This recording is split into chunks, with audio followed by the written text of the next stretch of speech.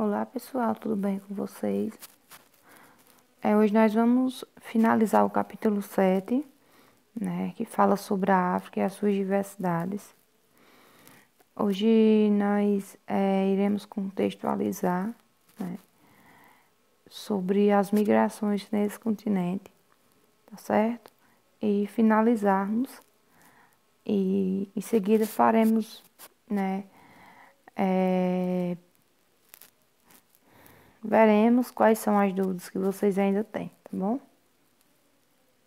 Então, os objetivos da nossa aula, nós vamos procurar conhecermos os principais fluxos migratórios que existem nesse continente e também os principais fatores de repulsão e atração que fazem com que partes dos africanos migrem para outros lugares, certo?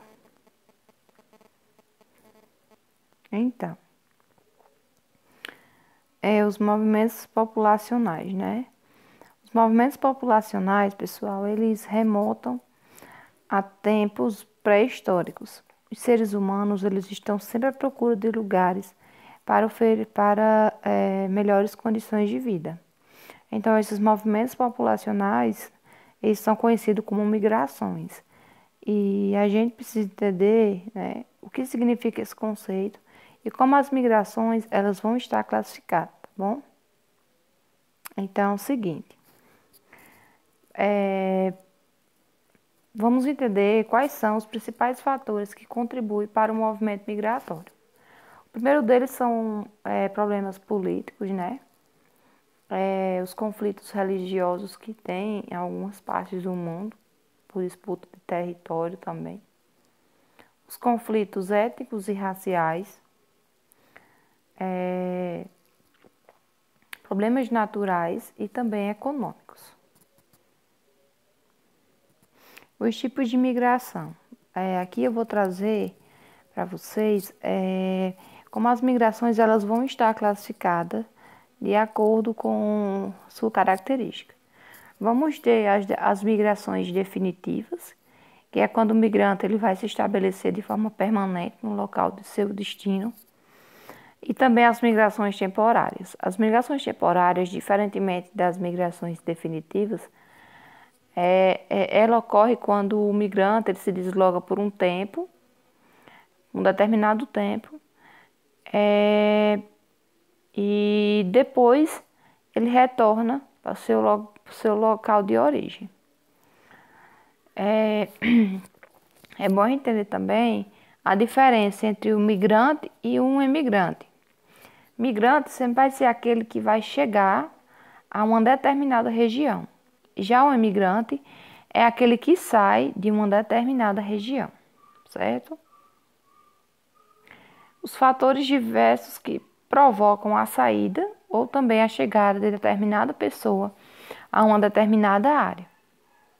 No entanto, precisa a gente salientar que a área que atrai pessoa, ela é denominada de ecúmena, e aquela que expulsa é denominada de anecúmena.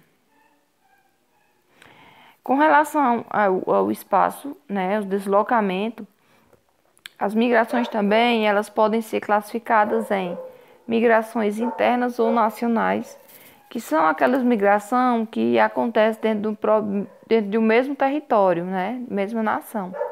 Ou seja, as migrações internas, elas também são chamadas de interregionais, que é quando acontece de uma região para outra. Já as migrações externas são aquelas que acontecem de um país para o outro. Por exemplo, uma pessoa mora em um país e acaba migrando para outro, seja por questões econômicas ou por questões também forçadas, que a gente vai ter daqui a pouco. Existe também a migração de retorno, que é aquela migração de uma pessoa que vai deixar seu estado natal e reside, com o tempo ela retorna para o seu local de origem. Existe também as migrações sazonais ou transumâncias, que elas vão estar relacionadas com as estações do ano, ou seja, essas migrações geralmente elas vão acontecer no período de colheita, ou seja, um tempo que foi mais propício à colheita. Alguns trabalhadores migram, né? E essas migrações, elas acontecem geralmente nas áreas rurais. Outra migração também que é importante a gente ressaltar são as migrações diárias, ou também conhecida como migração pendular, que são aquelas em que a gente realiza, né, seja para o nosso trabalho, seja quando a gente vai para a escola. Ou seja, são tipos de migrações em que a pessoa vai e retorna, né, no decorrer do dia. Então, são essas migrações diárias em que acontecem, né, que a pessoa vai, mas retorna durante o mesmo dia, seja para trabalhar, seja para estudar, certo? Ainda falando sobre as migrações, nós vamos entender também o que é a migração legal e as migrações ilegais, certo? A migração legal é aquela em que corresponde a respeito quando a pessoa se estabelece, né, vai para um país, mas ela está estabelecida de forma legal, ou seja, tem a documentação necessária que lhe dá direito em poder trabalhar e conseguir viver de forma legal e, por exemplo, poder se estabelecer um emprego formal, coisa do tipo, né? Já as migrações ilegais, diferentemente da migração legal, ou também migração clandestina, ela já vai ser diferente. Ela vai violar os requisitos de imigração do país de destino. Ou seja, é quando um estrangeiro chega em um país e ele não tem a documentação que vai legalizar a sua estadia, né, para se estabelecer naquele território. Então, quando essa migração ela acontece dessa forma, dificilmente essas pessoas vão conseguir se estabelecer e conseguir emprego formal para poder trabalhar, justamente por não estar legalizado como tem que ser num país em que o mesmo irá permanecer. Vamos ter também a migração voluntária, que é aquela que ocorre por um movimento de pessoas que elas migram por vontade própria, ou seja, quando ela se desloca de um país para o outro em busca de novas oportunidades, melhor estudo e coisas do tipo. Já a migração forçada, ela é diferente. Ela já vai acontecer, como o próprio nome já diz, de forma forçada. Seja por guerras, por conflitos, desastres naturais ou também ambientais que vão fazer com que essas pessoas migrem. Também tem as migrações externas, que com a colonização, nos séculos XVI e XVII, ocorreram migrações espontâneas de povoamento e também migrações forçadas, que foi o caso do comércio dos negros, né, na África, que foi uma migração forçada, onde esses negros eles eram utilizados, né, como escravos. E a partir do século XVIII, né, em especial durante o século XIX e na primeira metade do século XX, o mundo também conheceu um movimento migratório de grandes proporções. Hoje, diversos países desenvolvidos estão fechando suas fronteiras para os imigrantes e refugiados. Os fluxos migratórios da África.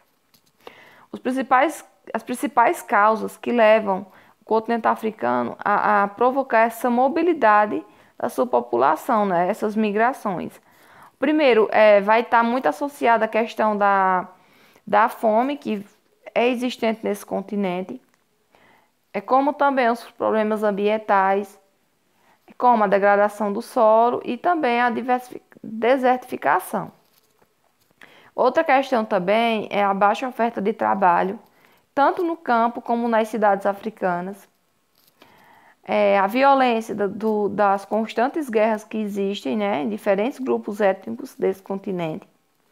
E também de pessoas diplomadas que vão para outros países em busca de melhor trabalho, né, e também melhores salários.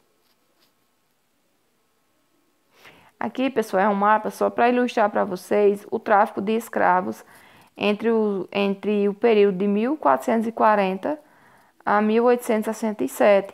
Aqui a gente pode ver que a maioria dos africanos, eles tinham direção, né, para a Europa, como também para a América, para ser utilizado como escravos, certo? Aqui também é um mapa que mostra as relações comerciais com a África durante a época colonial. Por aqui a gente já vê essa movimentação também de pessoas saindo do continente africano para a América, né? Vamos entender também o que é o processo de desterritorialização. A desterritorialização, ela vai estar muito relacionada com as populações que são expulsas de seus territórios, o que ocorre em geral em países da Ásia e também da África. Esses povos sem territórios, né, que são essas minorias que são oprimidas, elas são dispersas para outros países para procurar um lugar para se chamar de pátria, ou seja, para poder se restabelecer, né, nesse país. Então, geralmente são pessoas que saem do seu território de origem e vão procurar outro lugar para tentar se estabelecer e viver, certo? Outro termo também importante, que é bom a gente entender, é a questão da fuga de cérebros no continente africano. Essa fuga de cérebros, ela vai ser uma migração seletiva de indivíduos que possuem, né, aptidões técnicas e também conhecimento, e por conta desses fatores como conflitos étnicos e guerras civis, vai fazer com que haja a falta de oportunidade para essas pessoas que têm grande capacidade intelectual e formativa se estabelecerem nesses países, né, e desenvolverem as suas capacidades.